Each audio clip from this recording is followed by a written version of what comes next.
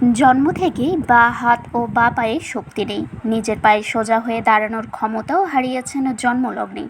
তবুও বুক ভরা স্বপ্ন আর অদম্য ইচ্ছা শক্তিকে পুঁজি করে হাতের উপর ভর দিয়ে প্রতিদিন প্রায় 1.5 কিলোমিটার পথ পাড়ি দিয়ে কলেজে গিয়ে মানবিক বিভাগ থেকে এইচএসসি পাশ করেছেন মৌলভীবাজারের জুড়ি উপজেলার অদম্য তরুণী মনা বেগম।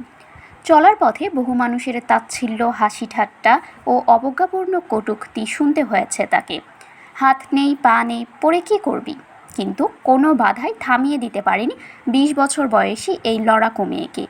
জুড়ি উপজেলার এলাপুর বাগানের এক দিনমজুর পরিবারে জন্ম নেওয়া মনা বাড়ি থেকে কাঁচা রাস্তা হামাগুড়ি দিয়ে পেরিয়ে বাসে উঠে শাহ নিমাত্রা সাগরনালা ফুলতলা কলেজে যেতেন এবং একইভাবে ফিরে এসে ঘরের কাজেও মাকে সহায়তা করতেন।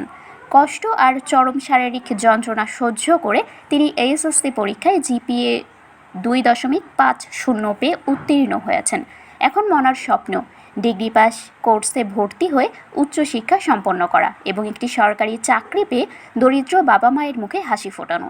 তবে জরাজীর্ণ ঘরে দিনমজুর বাবার আয়ে সংসার চালানোই যেখানে দায়, সেখানে ডিগ্রিতে ভর্তি, নিয়মিত বইপত্র ও যাতায়াতের খরচ চালানো এক অসম্ভব চ্যালেঞ্জ হয়ে দাঁড়িয়েছে।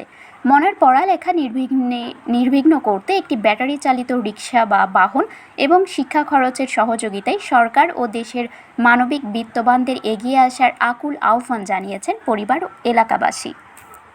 গেছে আমার একটাই অনুরোধ, আমার একটা যেন আমার মতো চাকরি হরিয়া দিতে পারে, যেন আমার লাইফে আমি চলতে পারি।